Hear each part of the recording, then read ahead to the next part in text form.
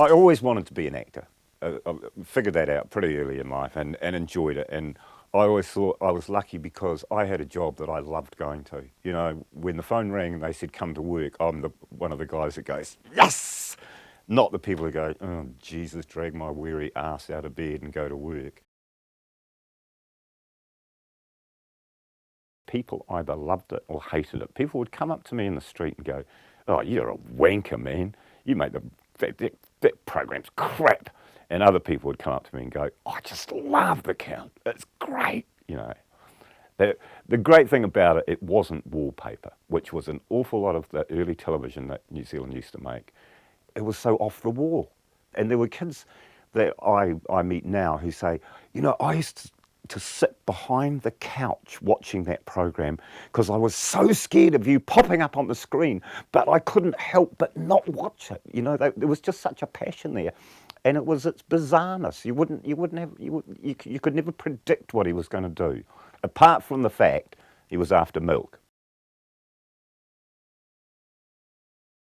It was Kim Gavara's idea in the first place. David McPhail wrote the script, gave him the humour and things, and I turned him into a real life person. One of the lovely things about the first series was I ended up working with Kevin Wilson again, the same guy that got me to go to Christchurch in the first place. And he played a wonderful character. I loved his character, crazy major. And the house was haunted. And really the program was about ghosts. And there were lots of ghosts in this house. And the Count was just one of them. But as the series went on, the Count became a bit of a cult. People were watching the program for the Count because he'd just suddenly pop up from nowhere and do the most bizarre things. The first two series were set in this big haunted house.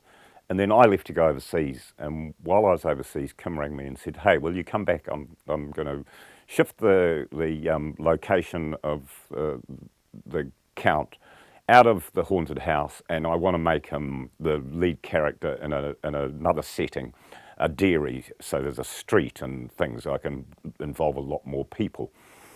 And I said, oh, well, if you're prepared to pay me, you know, to come home, I'll come home. And he went, oh, no, TVNZ can't do that. And I went, well, you know, I've saved all this money finally to leave New Zealand. It wasn't easy in those days. I'm not coming home until I'm ready, bro. So when I came back, I went to see Kim and he said, okay, here's the new format. It's much more based around the Count. Let's go. And I think the storylines for the second one were much, much, much better. Not from my point of view, but the things that the Count got to do. I remember one, which was the most excruciatingly difficult one to do. The Count decided that he would be a possum. So he hung himself by his legs in a telephone box upside down, and I did the whole show hanging upside down in a telephone box. I've no idea why the Count thought that being a possum was going to get him more milk, because whatever he did was about getting more milk. I did telethon one year, and someone brought in a cow, as you do, you know, in Christchurch. The rural boys brought in a cow. And as I was down on the floor as the Count, and I thought, you know, this is just one of those golden opportunities where the Count's got to go and start sucking milk out of this cow's teat. So I'm there, you know, getting the milk from the cow. You know, if you were the Count, that's what you would do. And so as an actor, I went, well, that's what the Count will do. So get in there, man, and start getting into this milk. Here's the cow. It was hilarious. I had such a ball. I think in the second series, the Milk Board gave a small donation towards the making of it, and had their logo, like they were sponsors, but not like the sort of sponsors you get nowadays where they sponsor the whole thing, like Country Calendar, for example. But they did sort of cotton on that there was quite a lot of give here, that they were getting a lot of publicity for their milk. And the funny thing was, you know, I didn't even like milk. People would bring me milk at telethons, and I just, oh, not another bottle of milk. In fact, what we used to do was collect all the milk, and then because everyone would go, oh, I'll give $10 if the Count drinks a pint of milk. So we'd just collect them all up, and I'd drink one pint, force myself to drink a pint of milk. But on the show, when we were doing Count Homogenized, and I'd be drinking milk wherever I could, they'd actually just have milk bottles painted that looked like there was milk, and I'd only have a little bit in there, and I'd just dribble it so it looked like I was drinking.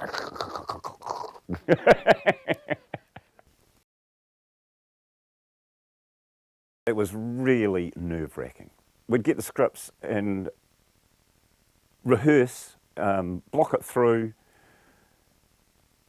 have tea, come back and do a live show, live audience, live show, and it would go out to air half an hour afterwards. So there was, you couldn't fix anything. You made a mistake, you had to dig yourself out. It was nerve-wracking.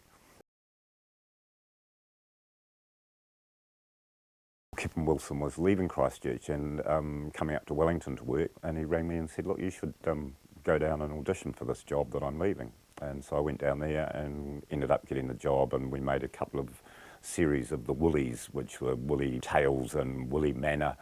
And then Kim Gabara, the producer, decided to make Woolly Valley using puppets. And I played a bloke called Tussock, who was a sort of hippie, drove an old truck. I think there were only 3 or 4 characters and a sheep, and they were just lovely little stories, and they were all shot on film. Just these little puppets were just moved around, each shot taken. Painstaking work, but all we did was just go in and put down all the voices. And funnily enough, years later, people would come up to me and go, are you the guy from Woolly Tales? And I go, yeah, how do you know? And they go, I recognise your voice. Didn't know me from a bar of soap, but just recognised the voice. So.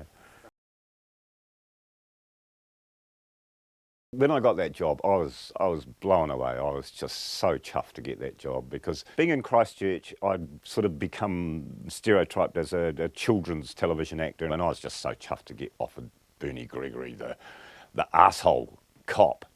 And my mate Jeff Thomas, who played Inspector Finn, he always said to me, God, I wish I'd got that part. I auditioned for that part because I thought it was the best one, but they wanted me to play the bloody stiff upper lip cop. But it was a great character.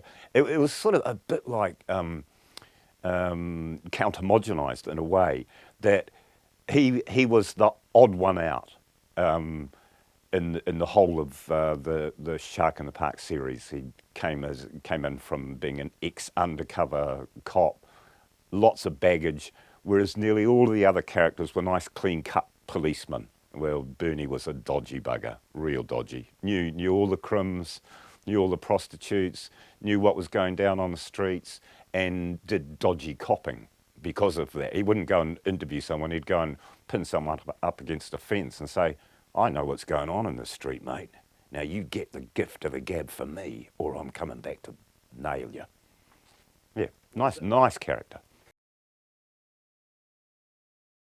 A mate of mine who was a director said to me one day, why don't you direct one? And I went, oh, well, that's a bit new. I'm not sure about that, bro. He said, look, get one. I'll give you one of mine, and I'll sit over your shoulder, and you direct it.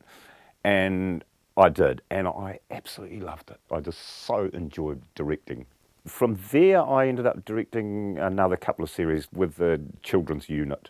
They came to me and asked me if I would direct another series called The Nosy Parkers, which was 2 great big huge giant furry characters that had fallen out of space and didn't know what a dairy farm was, or didn't know what vegetables were.